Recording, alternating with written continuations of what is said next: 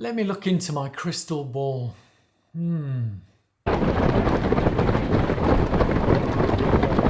What can we expect in 2023? What are the running predictions, running industry predictions for 2023? My name is Donato and welcome back to my channel, where in this video I'll be talking through some of my views and thoughts of what may be happening and what may be coming through in 2023 through the running industry. It's a bit of fun, a bit of serious stuff as well, but I'd love to hear from you guys in the comments below. Do you have any predictions of what may be happening in 2023 in the running industry as a whole, or with yourself personally, or what we do?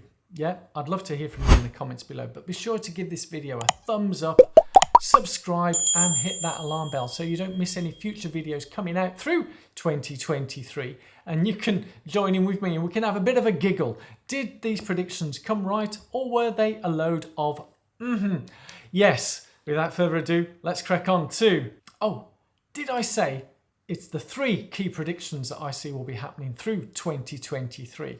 3, yes, and here we go with prediction number 1. My prediction for number 1 in 2023, you've probably heard of Runstreaks. No, that's not running naked, and I don't mean naked without your Garmin, which is another running naked phrase, or streaking is naked. I'm talking about running consecutive days.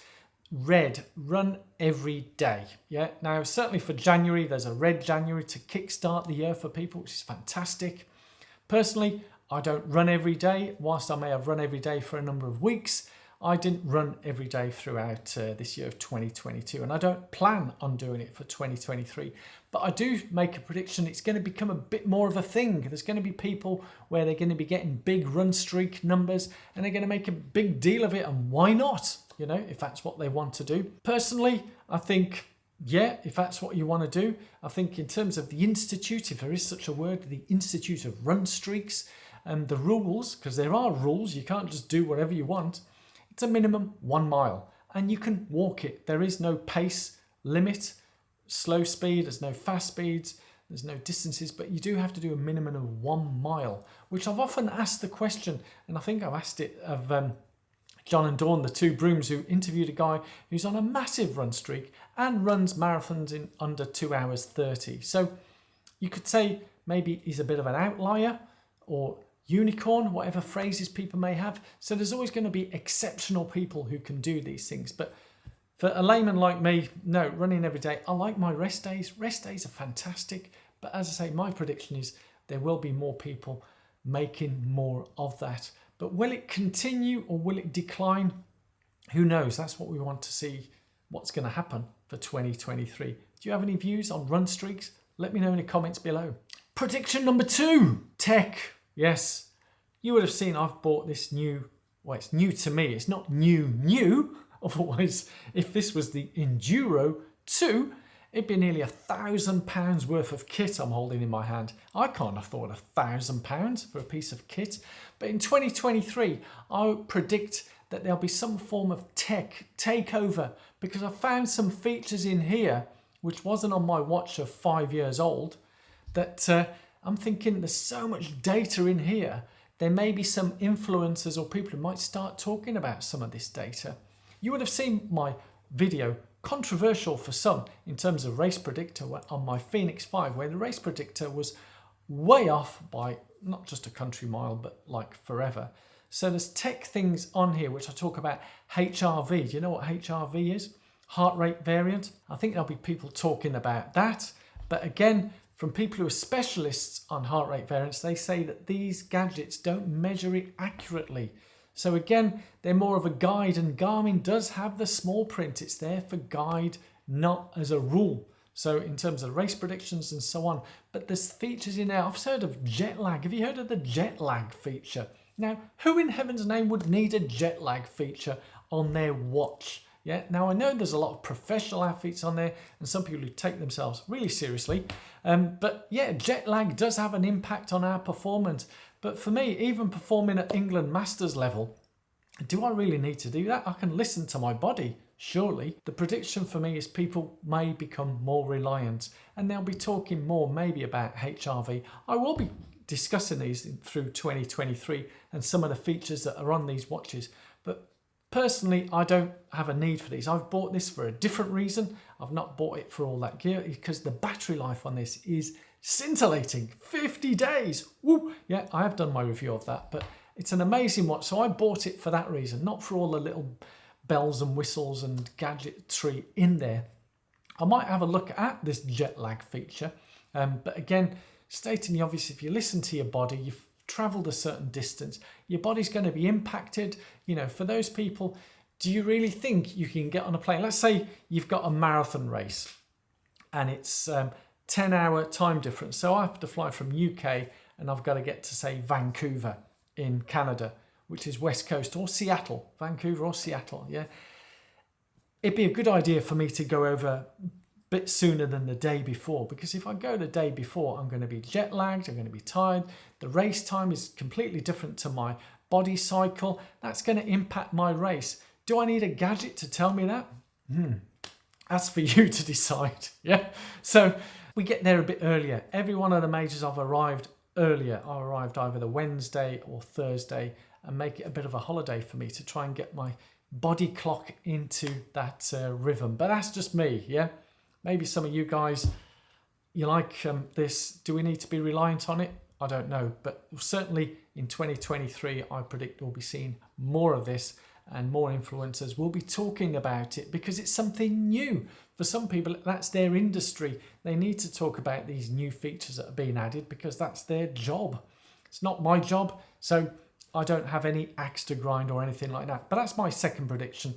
I believe there's going to be some kind of tech takeover or a sweeping of new talk and thoughts about that. Prediction number 3 for 2023. I couldn't go without this, yeah. Shoes. Yes. Do you like these disco? These are what I call my disco shoes. These are the Saucony Endorphin Pro 3, which I got on a monster deal. But anyway, can you see the stack? Yeah. Now, shoes prediction. We've seen such a massive change in shoes over the past, certainly from when I started running 7 years ago, from where we only needed one pair of shoes. That's right, just one. I know it might sound a bit alien to you guys who've started now or have got into this shoe rotation theory or philosophy type thing. One shoe, that's all we needed. We'd train in those, we'd run in those, we'd race in them. It's the same shoe. Obviously, they'd wear out after a certain amount of time, and then you buy the same shoe again. So at most, you might have 2 shoes, but it's the same shoe. Yeah, so as one's wearing out, you start bedding in your new one ready for the race if you're doing a marathon or so on. Yeah, that's how it was then. But for some reason, we've got a whole thing and the stack heights have got higher. We've thrown in carbon plates. How much higher can the stacks go? So my prediction for 2023 with the running shoes is there's going to be a change in these. I think they've been trying to consolidate, but they're not able to shift the shoes at the prices that they've been going at. So these shoes here, I bought over £100 off the retail price, and I had a voucher as well. So even more reduced again from sportshoes.com. So I paid that with my own money. It wasn't sent to me by Saucony or Saucony, however you want to pronounce it. But for me, those are going to be my race shoes for next year. Well, I haven't run in them just yet, so may not be. But yeah, no, I think they will be. I did enjoy running in the Endorphin Speed for London Marathon, so these one maybe take it a bit higher, but it was such a good deal. I thought, yeah, let's go with it. So I think, can the stacks get any higher? I don't think so. I think there might be, I'm hearing more and more of injuries appearing from people running in these types of shoes. Running in carbon plated shoes every day is not a good idea for many people. It might work for some, but not for many. Just standard foam is fine. But again, how much foam? So I think maybe, my prediction is maybe the stacks will come lower. Maybe.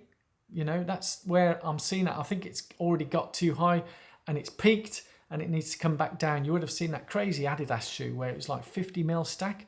Illegal for elite athletes. But for us, we can run in those. But do you really want to run in high platform shoes? Because let's talk about the basic mechanics of our feet.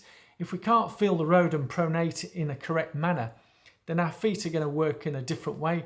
So if they're working in a different way than they were designed to do, which is pronating in a certain way, do that, yeah.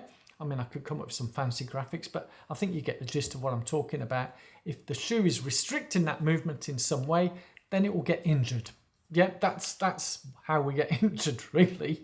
So yeah, that's my prediction. I think there's going to be some changes next year. When, I don't know. And whether it does happen at 2023 or beginning of 2024, we'll see. But that's my prediction on shoes. I'd love to hear from you guys. You know, what shoes do you run in? Do you have this shoe rotation? Do you just stick with mainly one shoe until you wear it out and then get another shoe? And I will be doing some reviews over next year of some of the shoes that have coming up to 1,000 miles. Yes, I know. How can you run in shoes for that long? It does work, yeah.